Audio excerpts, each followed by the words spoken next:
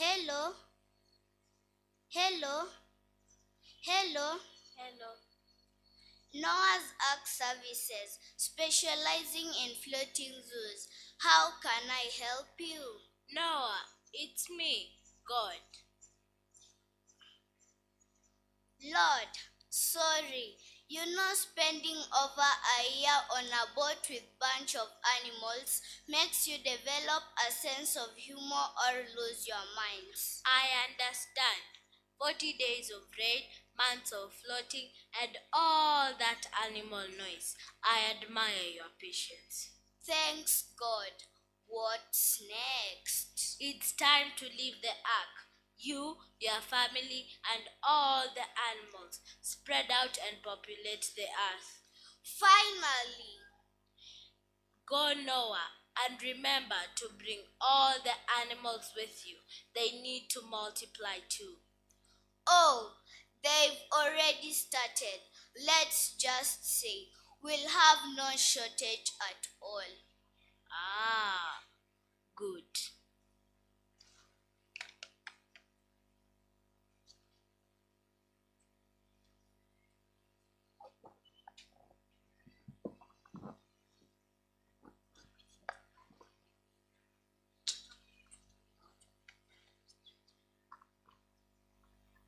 After leaving the ark, Noah built an altar and offered sacrifice to God in gratitude for preserving his family and the animals. You can confirm this from Genesis chapter 8, verse 20. Genesis chapter 8, verse 20. God was pleased with Noah's offerings and, in response to his faithfulness, made a promise never to curse the ground again because of human sin or destroy all living creatures with a flood. You can read this from Genesis chapter 8, verse 21. Genesis chapter 8, verse 21. God assured Noah that the natural order of the world season, day and night, planting and harvesting, would remain as long as the earth existed. You can read this from Genesis chapter 8, verse 22. Genesis chapter 8, verse 22. God gave Noah and his people a new command to multiply and fill the earth. That comes from the book of Genesis chapter 9 verse 1. Then God allowed human to eat meat with no blood in it. He also told them whoever shall kill shall be punished. That comes from the book of Genesis chapter 9 verse 3 to 6. Noah understood the instruction and ensured his family complied. In summary, we should respect human life. So, church, this is a lesson for me and for you.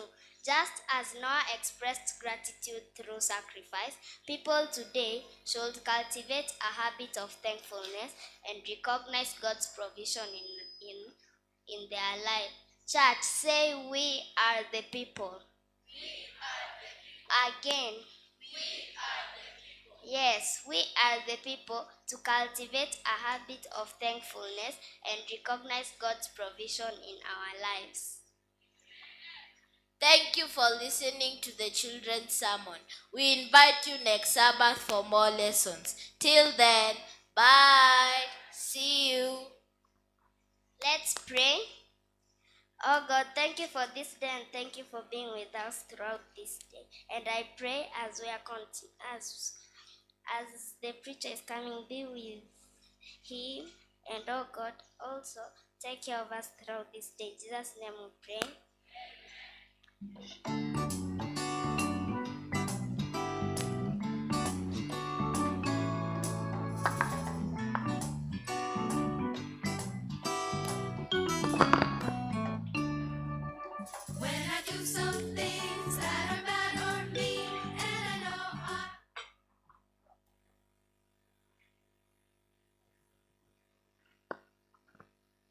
Praise God. Hallelujah. If you are happy and you don't say amen. If you are happy and you don't say amen. If you're happy and you know, and you really want to show, if you're happy and you know, greet your neighbor. Thank you so much. It is my pleasure to stand before you today, especially throughout this week, during this spiritual emphasis week of stewardship.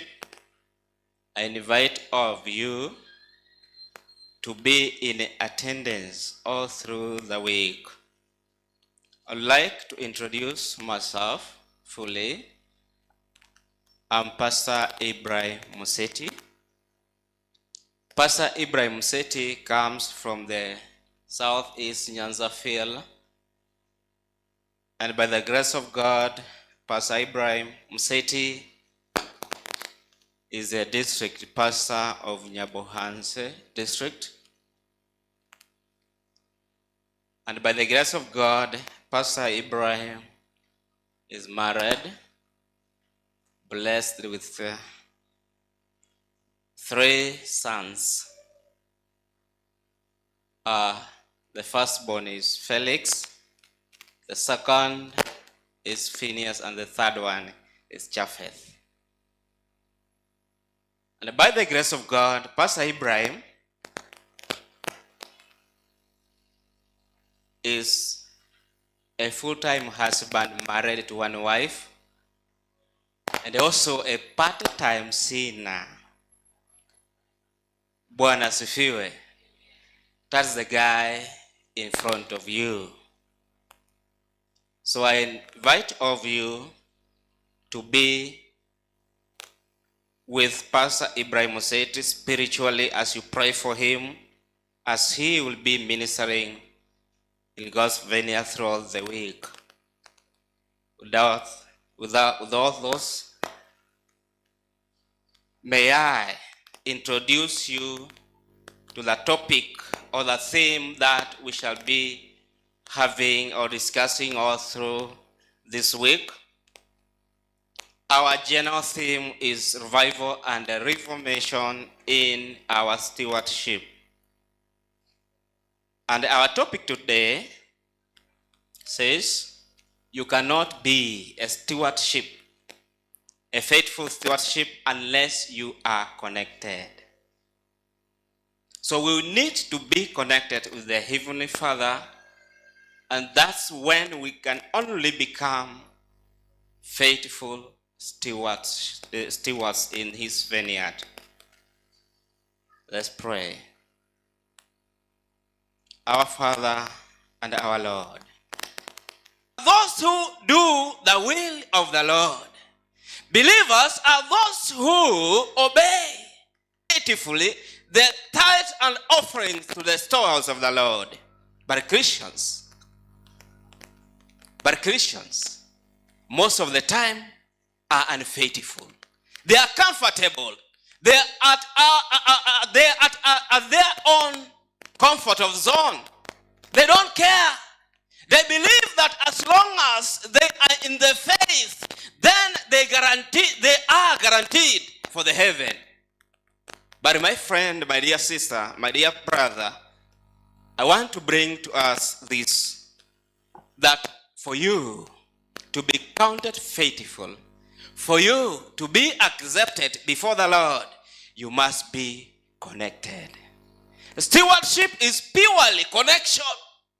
Na ndio maana Yesu anapozungumza na mwanamke Msamaria, sikiliza ndugu zangu, Kristo anapozungumza na mwanamke Msamaria, anamwambia kunywa. Yesu akiwa amechoka, akiwa ametembea katika jangwa la Palestine, anapofika katika kisima cha Yakobo, ameketi pale wakati jua limepiga, ameketi karibu na kisima cha Yakobo. Anapokaa pale, mwanamke Msamaria anakuja kwa ajili ya kuteka maji.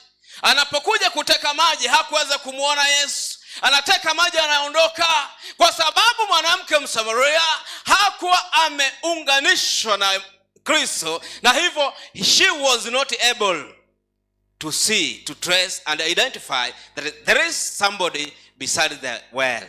Hakutambua na kujua kwamba kuna mtu kando ya kisima. It is until Christ called her and asked for her a drink of water.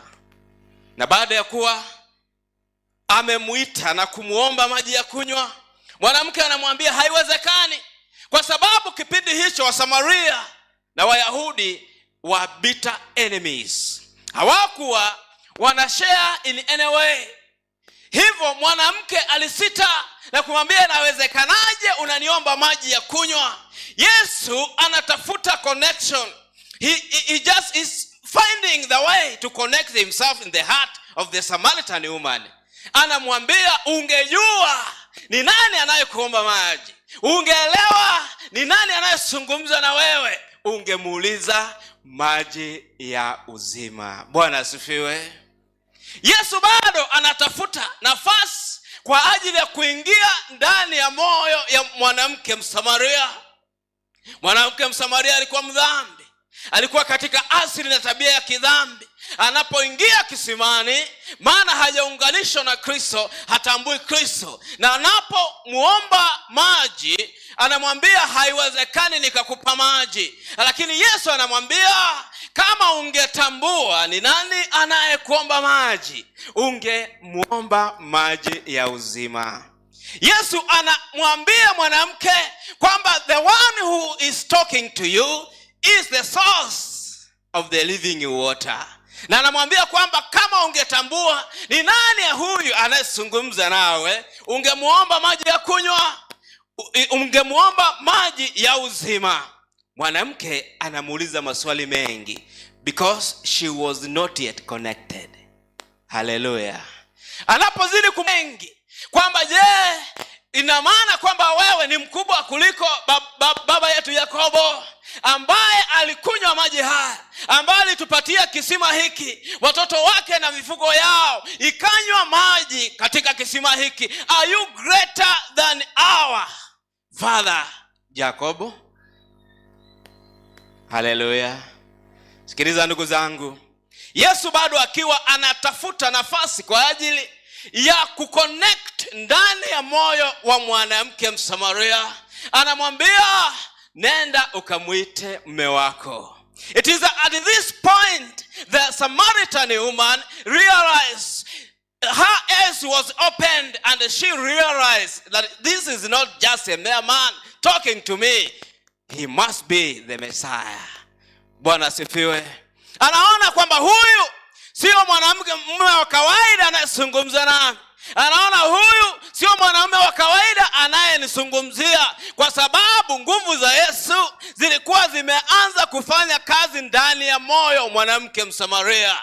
Na wakati ambapo mwanamke Msamaria Yesu anapata nafasi ndani ya moyo wake,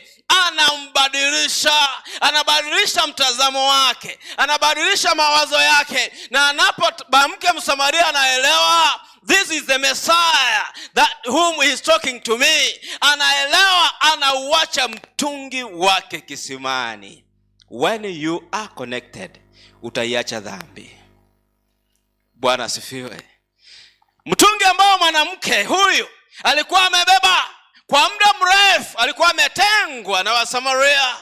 Adhuhuri jua limepiga, anaondoka kwenda kuteka maji akiwa anachifisha ili asionekane, maana alikuwa mwanamke wa kubeba waume za watu, na hivyo hangeweza kutembea mchana wakati ambapo watu wanapika, wakati ambapo ni masaa ya lunch time. Ndiyo iliyokuwa nafasi nzuri kwa ajili ya mwanamke Msamaria kwenda kuteka maji, maana alikuwa ametengwa na jamii. Yale ambayo Mwenyezi Mungu aliwaita kwa ajili ya kufanya, yale ambayo Mwenyezi Mungu aliwaita kwa ajili ya kufanya, likaingia katika mienendo ya Wakorinto, likaanza kuabudu miungu, likaacha yale ambayo Kristo aliwaachia, likaacha kumwabudu Kristo kama Mungu katika roho na kweli. Paulo anawaambia it is until you are connected, it is until mumeacha tabia ya kiasili, ndipo mnaweza mkamwabudu Kristo katika roho na kweli. Bwana asifiwe.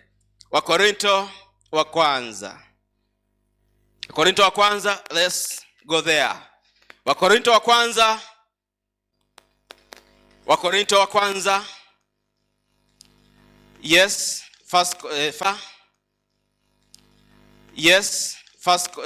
Corinthians 14, 2 verse 14. First Corinthians, very fast. Wakorinto, kuna mambo ambayo Paulo anazungumza hapa mazito. Wakorinto wa kwanza 2 aya yake ya 14. Paulo anazungumza maneno haya akisema, sikiliza ndugu zangu, basi that's when we can be faithful stewards. Mpaka pale ambapo tumeunganishwa na Kristo, mpaka pale ambapo tumeunganishwa na mbingu, ndipo hapo ambapo tunaweza tukawa mawakili waaminifu. Paulo anaandika, anasema aya 15, lakini mtu wa rohoni huyatambua yote, wala yeye hatambuliwi. Mtu aliye na roho huyatambua mambo ya kiroho. Kwa hivyo kama hamrudishi zaka kamili, shida sio wewe, shida uko katika hali ya asili ya kimwili. Ukiwa katika hali ya kiasili ya kimwili, hauwezi ukaelewa habari za kiroho mpaka pale ambapo umebadilishwa, mpaka pale ambapo roho wa Mungu anafanya kazi ndani yako, mpaka pale ambapo Mungu amebadilisha maisha yako. Roho akifanya kazi ndani yako, hautaambiwa rudisha zaka kamili, hautaulizwa kwa ajili ya kusimama kwa ajili ya kutunza sabato, hautaulizwa kwa ajili ya kufanya kazi ya Mwenyezi Mungu. Utaelewa ni majukumu yako kama Mkristo. Utaelewa ni sehemu katika maisha yako ya kiroho. You will understand that it is your duty. Utaelewa kwamba kurudisha zaka ni haki yangu. Utaelewa kwamba kurudisha zaka ni wajibu wangu, na hivyo hautasukumwa. Ndugu zangu, sikiliza. Matatizo ambayo yanafanya Wakristo hawatoi zaka. Wakristo hawatoi zaka, lakini waumini wanatoa zaka. Wangapi wananielewa? Wakristo hawatoi zaka, lakini waumini wanatoa zaka kamili. Christians don't return the full amount of tithes and offerings, but believers, they return the full amount in the storehouse of the Lord. Kwa sababu gani? Wameunganishwa and they believe whom they are returning for. Wanaelewa ni nani ambao wanamrudishia. Wanaelewa kabisa, maana wameunganishwa na wanaamini. Mpaka uunganishwe, uamini, ndipo uweze kutoa kilicho kamili. Mpaka uunganishwe na uamini, ndipo uweze kumwabudu Kristo katika roho na kweli. Na ndio maana nikiwa mbele yenu, sielewi kama nazungumza na Wakristo ama nazungumza na waumini. Sielewi, lakini roho anayeongoza, anayetambua, anakujua kama wewe ni Mkristo ama wewe ni muumini. But if you are believers, then you will return the full amount of tithes and offerings. You will stand as a faithful steward in the vineyard of the Lord. Hautahitajika kukumbushwa, hautahitajika kuambiwa juu ya matoleo, maana roho yako itakuwa sehemu katika ufalme wa Mwenyezi Mungu. Na ndio maana Mungu anazungumza katika kitabu cha Mithali akisema, mwanangu nipe moyo wako. Mithali 23:26. My son, give me your heart. Anaelewa kwamba ukimpa moyo wako, vyote ulivyo navyo vitakuwa vyake. Anaelewa ukimpa moyo wako, atakuwa amekuunganisha na mbingu, atakuwa amekuunganisha na the source of blessings, na kila kitu utakuwa nacho kitakuwa cha kwake, maana umeunganishwa na Kristo. Bwana asifiwe. Haleluya. Waumini wa Kisii Central, waumini wanipungie mkono, Wakristo wanipungie mkono. Asante sana. Sikiliza ndugu zangu, mpaka pale ambapo umetambua kwamba ili uwe wakili muaminifu lazima uweze kuunganishwa. Na ndio maana neno hili limekuwa gumu ndani ya maisha ya mwanadamu bila kulitambua kwamba hatuwezi tukarudisha zaka kamili mpaka pale ambapo tumeunganishwa na mbingu. Hapo ndipo tutasimama kama mawakili, mpaka pale ambapo tutatambua na kujitoa kwa ajili ya kukabidhi mioyo yetu kwa Yesu. Yesu ako interested na moyo wako. Yesu hana haja na mali yako. Yesu hana haja na vitu ulivyo navyo. Ana haja na moyo wako. Ukishampa moyo, atakuongoza. Utakuwa wakili mwaminifu. Atakukamilisha katika Ukristo wako. Utasimama kama muumini anayesubiri marejeo ya Kristo mara ya pili. Sikiliza ndugu zangu. Ndio maana Sulemani anaandika maneno haya ambayo ni mazito. Anaandika akisema anaona mwanadamu ambaye Mungu amembariki na kila kitu ambacho anakitamani katika maisha yake, hata asipungukiwa na kitu chochote. Lakini Mwenyezi Mungu kwa sababu gani? Hajakuwa connected na Kristo. Wakati ambapo unapokea baraka na ukiwa umeunganishwa na Kristo mwenye kutoa baraka, una enjoy, unafurahia baraka hizo. Wakati ambapo you are disconnected with the source of blessings ambaye ni Kristo mwenyewe, hata kama utakuwa na mali mengi, kuwa na pesa nyingi, hautakuwa na furaha. Utaenda upimwe, waambie baba, una kisukari, usikule nyama, usikunywe soda. Utaenda upimwe, waambie na Kristo haujaunganishwa na mbingu, utapigwa na magonjwa, utapigwa na msukumo wa damu, utapigwa na mambo mengi, utakosa amani katika familia yako, maana umejitenga na yule aliyekubariki na kukupa mibaraka. Lakini wakati ambapo umeunganishwa na mwenye mibaraka ambaye ni Kristo mwenyewe, yule enjoy the blessings ambazo Mwenyezi Mungu amekupa. Ndio maana Sulemani anaandika kwa uchungu mwingi sana. Anasema haya yote ni ubatili. Unaweza ukabarikiwa na hayo yote, unaweza ukabarikiwa na baraka hizo zote, na Mwenyezi Mungu akakupa yote uliyoyahitaji katika maisha yako, lakini wapo hauwezi ukawa umeunganishwa na Kristo, basi hautafurahia yale ambayo yamewekwa katika maisha yako. Sulemani anaandika, anasema hautayafurahia, lakini mgeni atakapokuja atafurahia. Mgeni akija utampikia chai na sukari ambayo sukari yenyewe wewe hauitumii. Mgeni akija utampikia kuku ambayo kuku mwenyewe wewe haumli. Lakini mgeni anafanya nini? Anapewa, kwa sababu umejitenga na mwenye aliyekupa baraka hizo. Ukijitenga na mwenye aliyekupa baraka, akiondoka anaruhusu vya kupiga katika maisha yako kwa ajili ya kukuingilia na kukosesha amani. Na ndio maana Sulemani anaandika kitabu cha Mhubiri 6 anasema maneno haya, tukianza aya yake 2. Sulemani anaandika, anasema mtu aliyepewa na Mungu mali, ukwasi na heshima, hata asipungukiwe na kitu chochote kwa nafsi yake katika yote aliyoyatamani, lakini Mungu hamuwezeshi kula katika hizo, bali mgeni hula. Anaendelea, anasema anasema kwamba mtu aliyepewa na Mungu mali, ukwasi na heshima, hata asipungukiwe na kitu chochote katika nafsi yake katika yote aliyoyatamani, lakini Mungu hamuwezeshi kula katika hizo, bali mgeni hula. Hayo ndiyo ubatili hasa, nayo ni ugonjwa mbaya. Bwana asifiwe.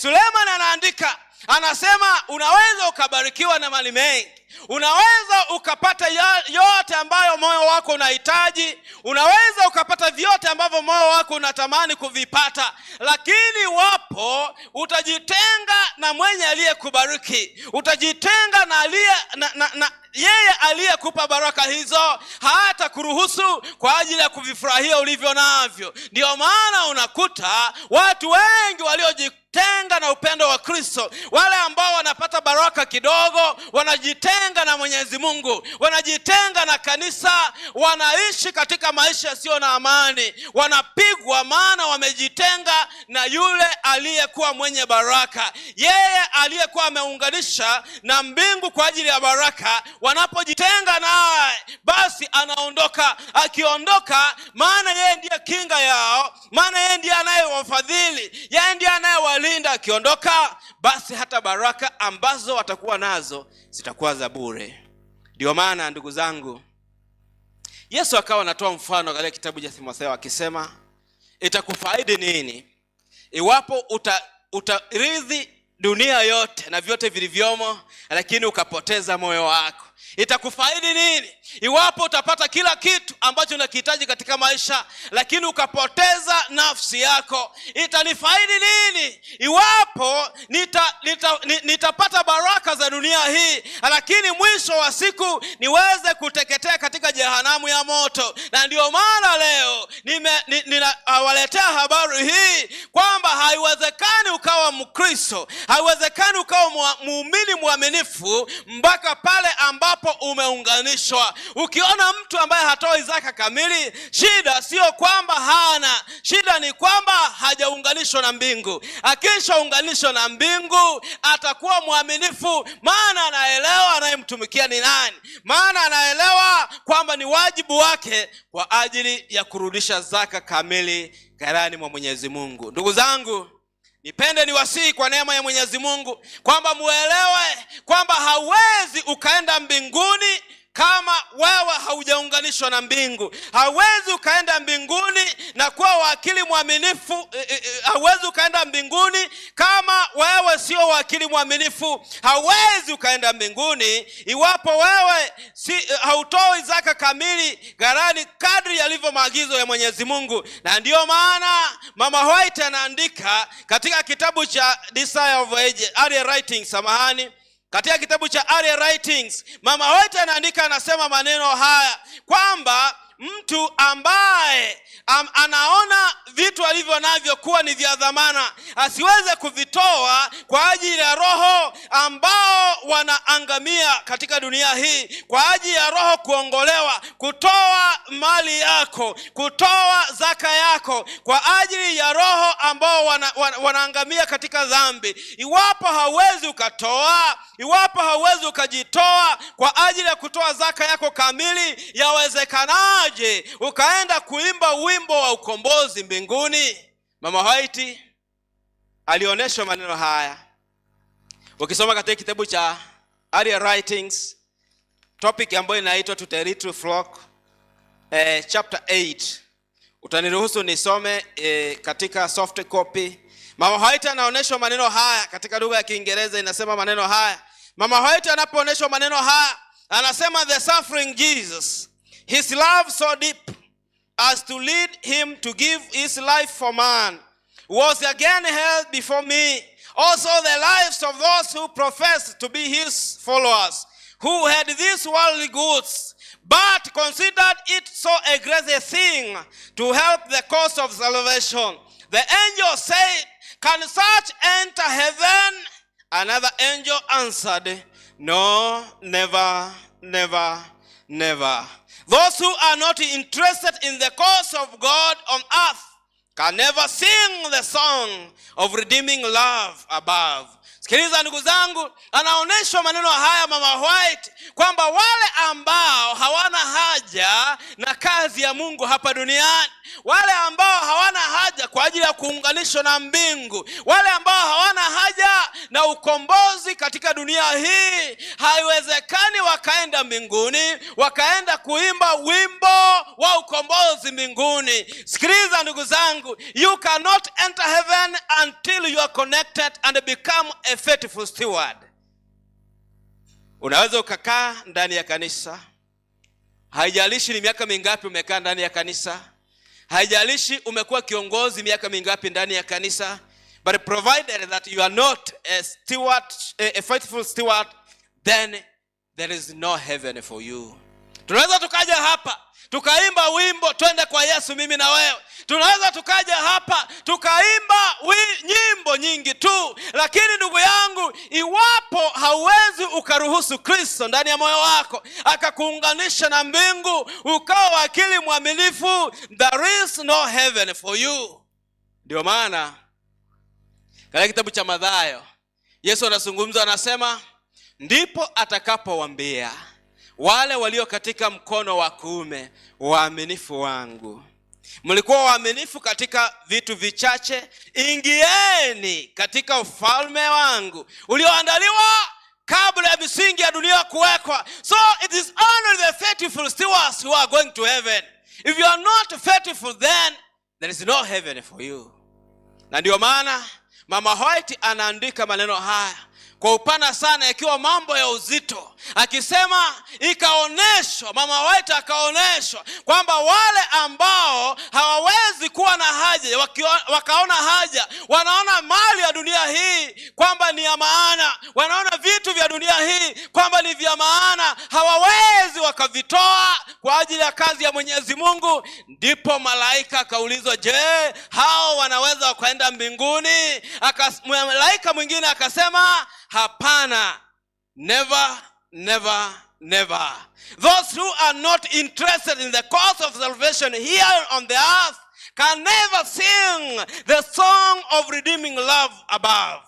Sikiliza ndugu zangu, it is until we are connected, it is until we've come faithful stewards, it is until we become believers rather than being just mere Christians. Iwapo tutakubali tuwe waumini ambao tunaelewa kwamba tunaenda mbinguni, ambao tunaelewa ni nani tunayemtumikia, ambao tunaelewa kwamba tumeteuliwa na kusimamishwa kama mawakili katika dunia hii, tukimwakilisha Kristo mwenyewe na mali yake ambayo tuko nayo aliyoikabidhi katika mikono yetu, tukirudisha kwa ajili ya kazi yake. It is until we realize that's when we can be counted faithful ones and the righteous one. Haiwezekani. Yawezekana ukawa Mkristo kwa miaka mingi, yawezekana ukawa Mkristo na kuimba kwaya na kuwa mchungaji na mambo hayo yote, lakini mpaka pale ambapo utakuwa muumini, it is until you are connected and become a believer, that's when you can be counted as righteous and worth for the heavenly sake and worth for the kingdom of God. Ndugu zangu, Mwenyezi Mungu anazidi kuzungumza nasi, anatuambia maneno haya kwamba mpaka pale ambapo tumeunganishwa. Anachokihitaji Kristo ni kwa ajili ya kutuunganisha. Anachokihitaji Kristo ni kwa ajili ya kumpa moyo wako. Utakapompa moyo wako Kristo, yale ulio nayo yatakuwa yake. Na ndio maana katika kitabu cha Mathayo ukisoma 6, ukisoma aya yake 21, anasema kwamba pale ambapo moyo wako ulipo, hapo ndipo na hazina ilipo. Iwapo utampa Mungu moyo, na hazina yako itakuwa ya Mungu. Iwapo utampa Mungu moyo wako, yote ulio nayo yatakuwa ya Mungu. All that you have will belong to the Lord as the source of all the blessings. Ndugu zangu, ninawaita leo. It is a call, it is an appeal to you, kwamba fungua moyo wako ili Kristo aweze kukuunganisha na mbingu. Haiwezekani ukawa mwakili mwaminifu mpaka pale ambapo umefungua moyo wako. God is only interested in your heart. Anahitaji uweze kufungua moyo. Ukifungua moyo, ataingia ndani yako, atabadilisha mambo yako, atabadilisha historia yako, atabadilisha mienendo yako, jinsi alivyobadilisha mienendo ya mwanamke Msamaria. Akatoka kuwa mdhambi, akatoka kuwa mwasherati, akatoka kuwa mtu aliyekuwa ametengwa na jamii, anarudi kuwa mshuhudiaji. Anaenda kushuhudia Kristo, anaenda kuhubiria watu tu juu ya Kristo, anaacha mtungi wake ili amtazame Kristo. Sikiliza ndugu yangu, ukiunganishwa na mbingu utaacha mitungi yote uliyoibeba, utaiacha na kisha utasimama kwa ajili ya utukufu wa Mwenyezi Mungu, maana umeunganishwa na Kristo. Maana sio wewe tena, bali Kristo aliye ndani ya moyo wako, bali Kristo aliye ndani ya maisha yako ndiyo anayekuendesha, ndiyo anayekuongoza katika mambo yako ya kiroho. Ndio maana Paulo anasema, a natural man cannot discern spiritual things. It is until you become spiritual, that's mkono wa kulia, ambapo utatuambia waaminifu, mmekuwa waaminifu kwa machache, ingieni katika ufalme wa mbinguni ulioandaliwa tangu ya misingi ya dunia kuwekwa. Je, kuna mtu katikati ya mkutano ambalo hilo ndilo ombi lake, kwamba Mungu nisaidie ili ukaniondolee tabia ya kiasili, ili ukaniondolee tabia ya kiasili, ukaniunganisha na mbingu. Sijakuwa mwaminifu kwa miaka mingi, sijakutolea zaka iliyo kamili kwa miaka mingi, lakini but now I long to become a believer. Oh God, help me, ili kwamba niweze kusimama kama muumini ukiniunganisha na mbingu, niweze kukubalika kwa ajili ya ufalme wako na kusimama kama wakili mwaminifu. Je, kuna moja ambaye hilo ndilo tumaini lake ndani ya moyo wake? Iwapo yupo, simama ili tuweze kuomba pamoja.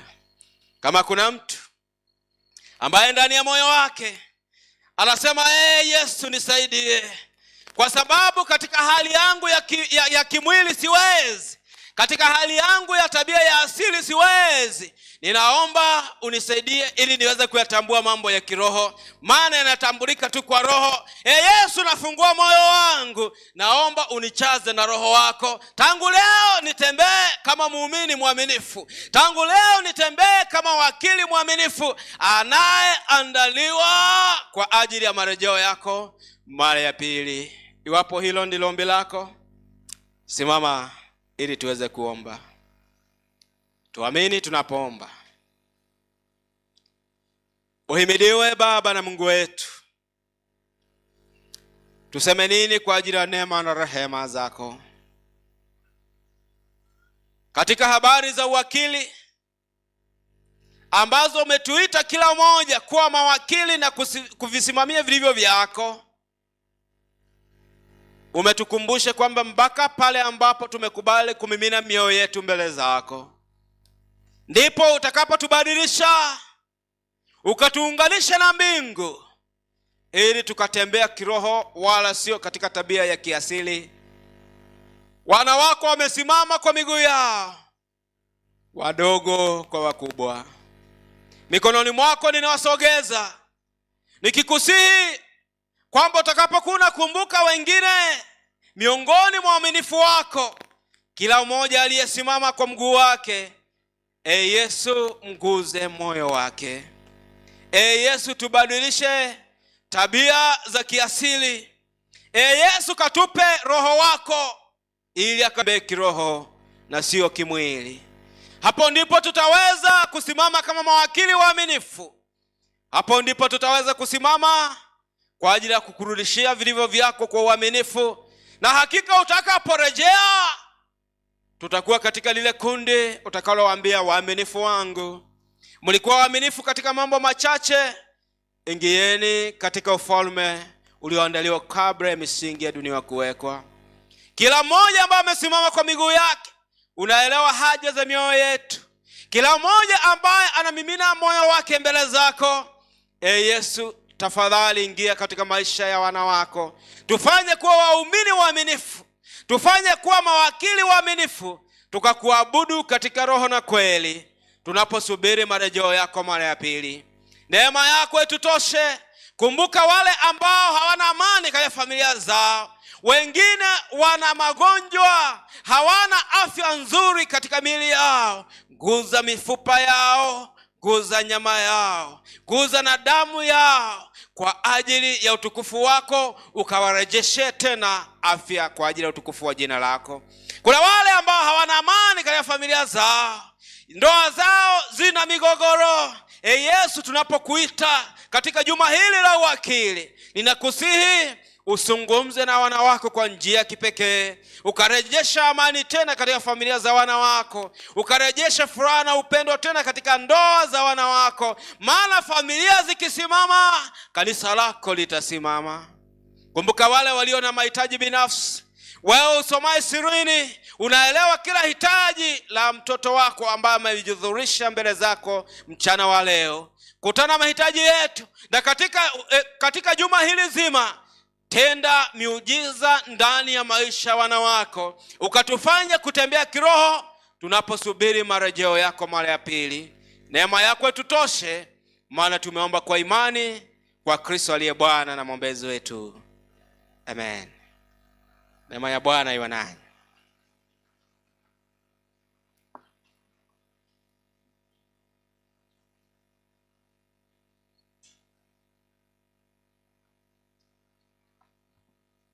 Tunashukuru pastor kwa mahubiri mazuri, na hivi sasa tutawakaribisha saa 8 mrudi ili tuendelee na program za afternoon. Asante. Na wale mko mtaoni mitandao,